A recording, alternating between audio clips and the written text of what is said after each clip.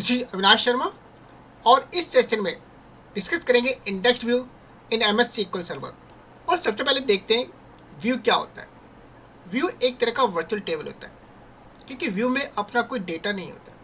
जब आप view create करते हैं और व्यू के थ्रू डेटा को एक्सेस करते हैं, सो एक्चुअल में जो डेटा एक्सेस होता है वो आपका डेटाबेस से होता है। यानी कि आप जितनी बार भी आप व्यू को यूज़ करते हैं उतनी बार आपका डेटाबेस को क्वेरी हिट करती है।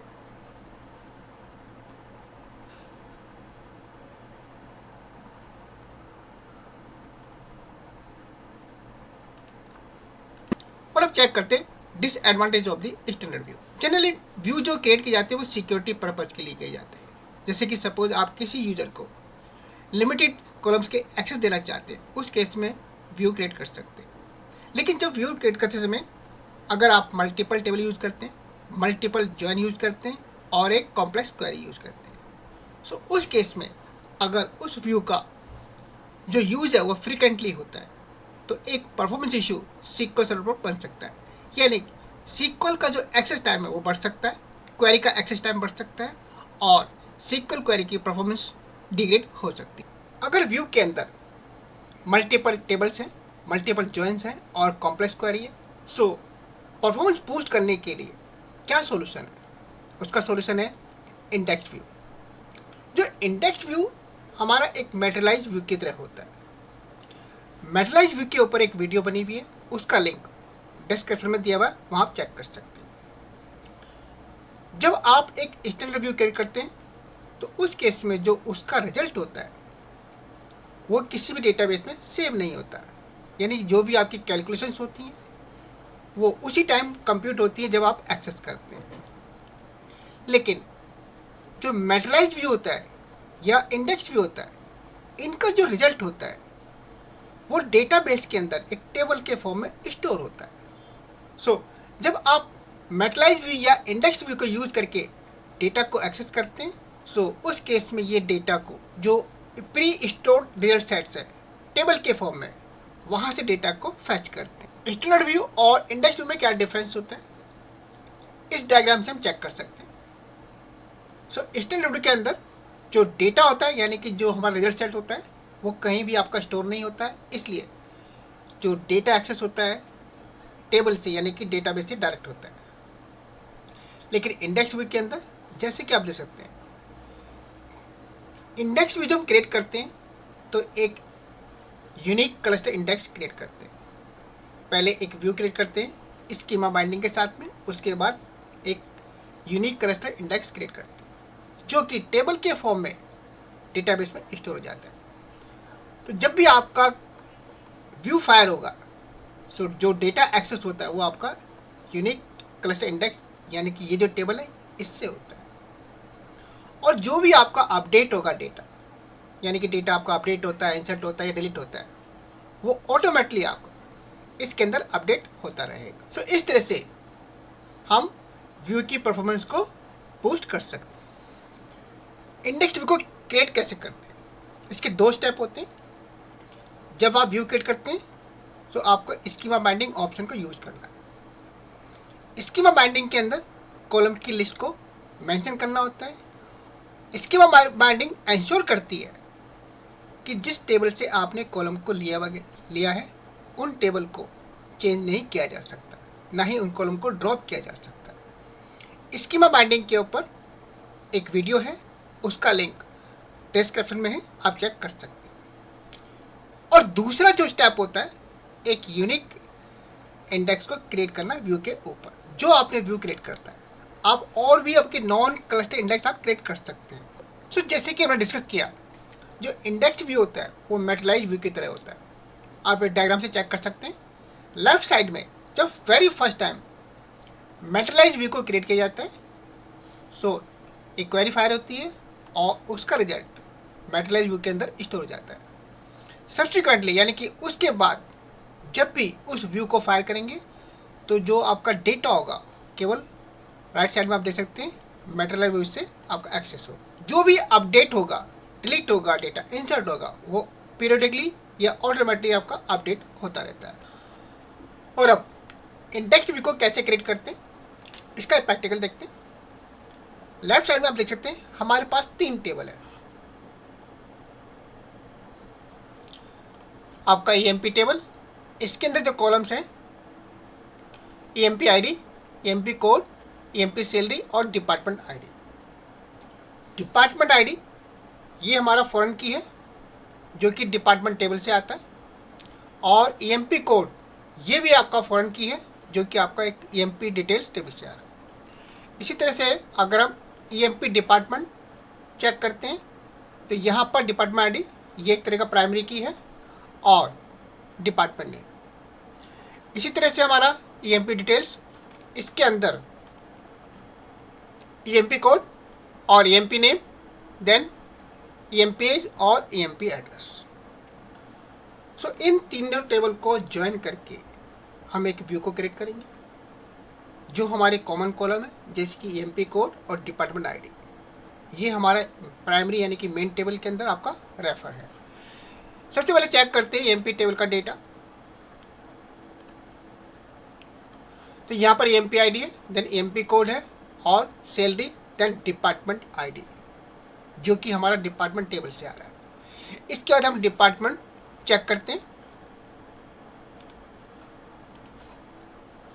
तो आप देख सकते हैं यहाँ पर डिपार्टमेंट आईडी ये एक तरह का प्राइमरी की और आपका यहाँ डिपार्टमेंट का नाम और EMP details.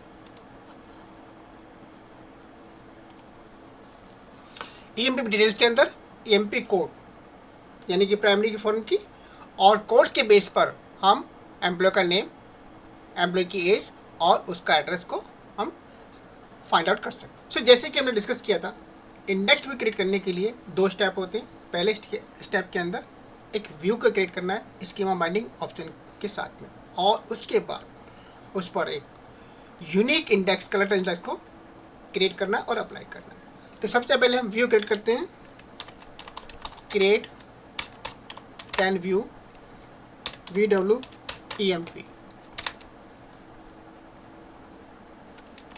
with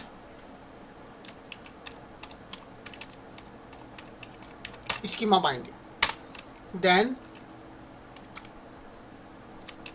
as select and empID। अगर हम चेक करें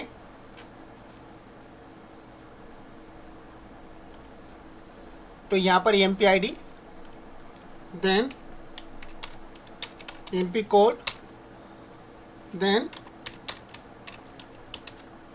empP salary, empP now from, then emP। हमारे मेन टेबल है, लेकिन हमें और भी टेबल को ज्वाइन करना है, इसलिए हम इस टेबल को एक एलियास क्रिएट करते हैं। से इसका नाम रखते हैं हम E, then E dot and then E dot, और उसके बाद इनर जॉइन, क्योंकि हमें डिपार्टमेंट का नाम भी निकालना है और वो आपका दूसरी टेबल में है। सो टेबल को ज्वाइन करेंगे, inner join, then EMP department, और इसका नाम एलियास रखते हैं DP, then on E dot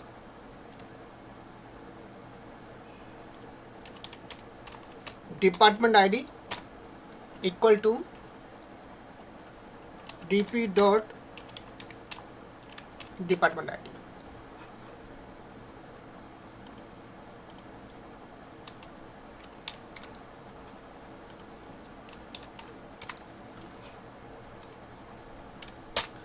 सो यहाँ पर अब एक और कॉलम ऐड करते हैं, DP डॉट डिपार्टमेंट नेम, यानी कि डिपार्टमेंट टेबल से। देन एम्प्लॉय की डिटेल्स यानी कि उसका नेम, एज और एड्रेस। सो उसको भी ज्वाइन करते हैं, इनर ज्वाइन,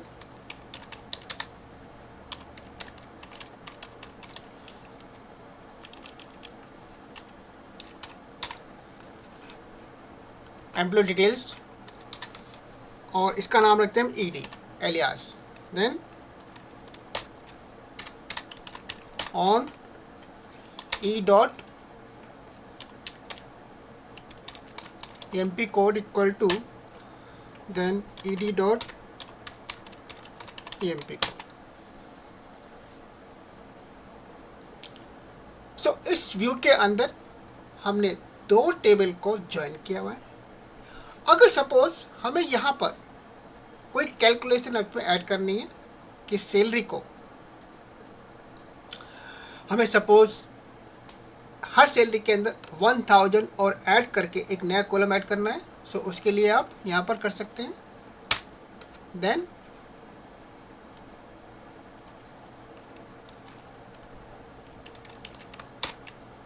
प्लस से 1000 एज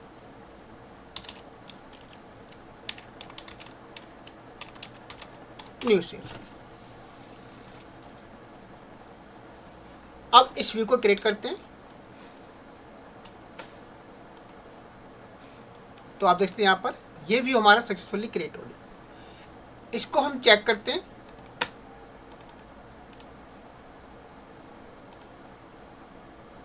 चेक करने से पहले हम सीक्वल से उसका स्टैटिस्टिक्स चेक करते हैं। सो सबसे पहले उसको ऑन करते हैं, सेट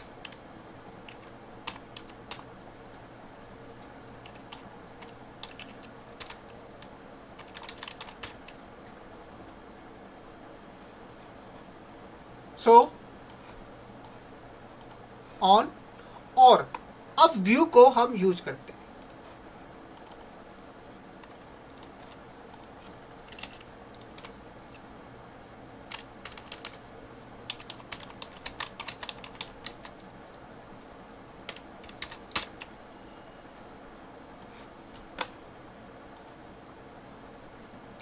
तो आप देख सकते हैं व्यू से जो डेटा आया हमारा तीनों टेबल से ज्वाइन होकर के डेटा हमें पूरी डिटेल्स यहाँ पर डिस्प्ले हो गई।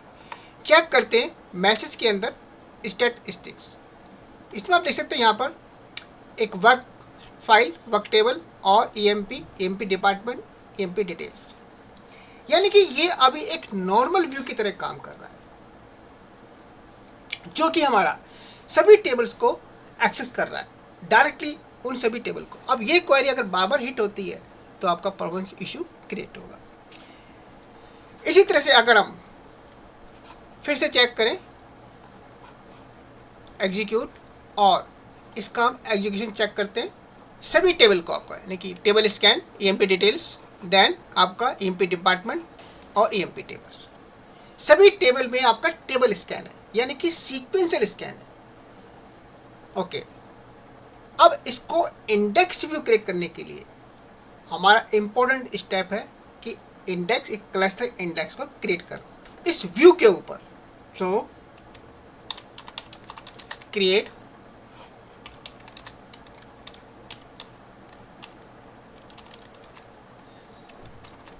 क्लस्टर इंडेक्स, देन इसको नाम देखते हैं IDX से EMP, और ऑन किस पर क्रिएट करना है, यानी कि हमें व्यू पर क्रिएट करना है, तो व्यू का नाम और यहाँ पर एक आप कॉलम का नाम दे सकते हैं, से empID। अब फाइनली हमारा इंडेक्स व्यू आपका क्रिएट हो रहा है, यानी कि जो हमने व्यू क्रिएट किया था स्कीमा बाइंडिंग, उसके बाद में ये वाला स्टेप को आपको क्रिएट करना है, क्लस्टर इंडेक्स यूनिक को क्रिएट करके इस व्यू पर अप्लाई करना। सो चेक करते हैं,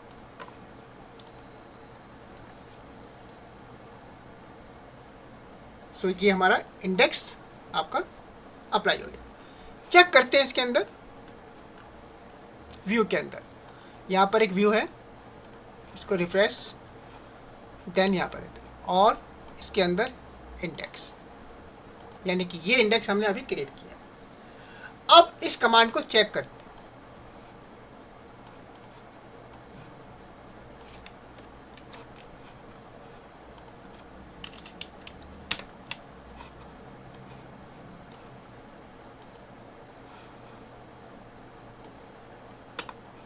मैसेज में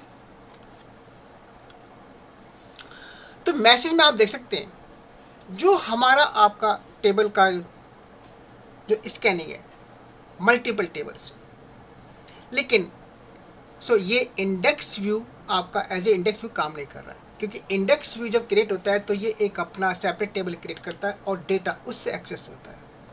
उसका रीज़न ये है कि जो इंडेक्स व्यू होता है वो हमारा SQL सर्वर के डेवलपर एडिशन और स्टैंडर्ड एडिशन पर काम नहीं करता है, केवल एंटरप्राइज एडिशन पर काम करता है।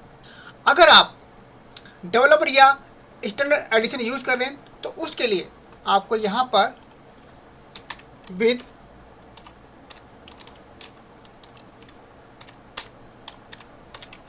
नो एक्सपेंड ये आपको ऑप्शन यूज करना होगा। अब चेक करते हैं मैसेज के अंदर, तो अब आप देखते हैं यहाँ पर केवल एक ही टेबल रहेगा। जो हमारा इंडेक्स व्यू ने जो आपका टेबल क्रिएट किया था केवल उसी टेबल को स्कैन कर रहा है, उसी टेबल को हिट कर रहा है, और जो आपकी ओरिजिनल टेबल है उनको हिट नहीं करता है। विथ नो एक्सपेंड केवल यूनिक क्लस्टर इंडेक्स के साथ में काम करता है। सो मेक श्योर इस इंडेक्स क्लस्टर इंडेक्स को आप पहले क्रिएट कर लें। अब सपोज अगर मैं इस इंडेक्स को यहाँ से ड्रॉप कर दूँ, ड्रॉप इंडेक्स देन ऑन